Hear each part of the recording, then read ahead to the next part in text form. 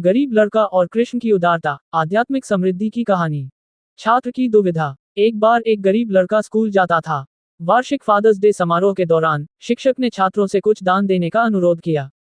उन दिनों शिक्षक, जो अक्सर ब्राह्मण होते थे, वेतन नहीं कमाते थे, बल्कि छात्र जो कुछ भी अपने घर से लाते थे या भीख मांगकर लाते थे, उसे ले लेते थे। कुछ छात्र चावल लाते थे, तो कुछ फसलें, लेकिन यह एक छात्र इतना गरीब था कि उसके पास देने के लिए कुछ भी नहीं था। मार्गदर्शन की मांग। लड़का अपनी माँ के पास गया और उसे अपनी दुविधा के बारे में बताया। माँ ने जवाब दिया, मेरे प्यारे बेटे, हम इतने गरीब हैं कि हम कुछ भी नहीं दे सकते। हालांकि कृष्ण गरीबों के मित्र हैं। अगर वे तुम्हें कुछ देते हैं, तो तुम इसे अपने गुरु को देने का वादा कर सकते हो। छोटे लड़के ने पूछा, ओह, कृष्ण कहाँ है? उसकी माँ ने कहा, मैं समझती हूँ कि वह जंगल में है।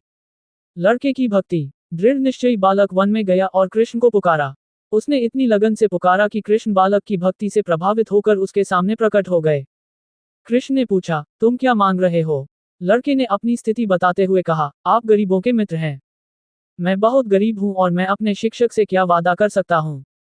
तब कृष्ण ने उससे कहा, तुम उससे कह सकते हो कि तुम उसे थोड़ा दही दे दोगे।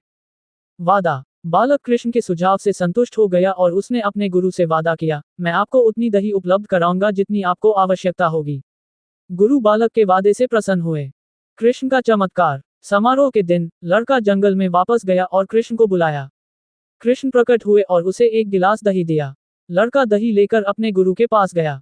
गुरु को दही की थोड़ी मात्रा देखकर गुस्सा आया और उन्होंने उसे बर्तन से बाहर गिरा दिया। उन्हें आश्चर्य हुआ कि बर्तन फिर से भर गया। उन्होंने उसे फिर से गिराया और वह फिर से भर गया।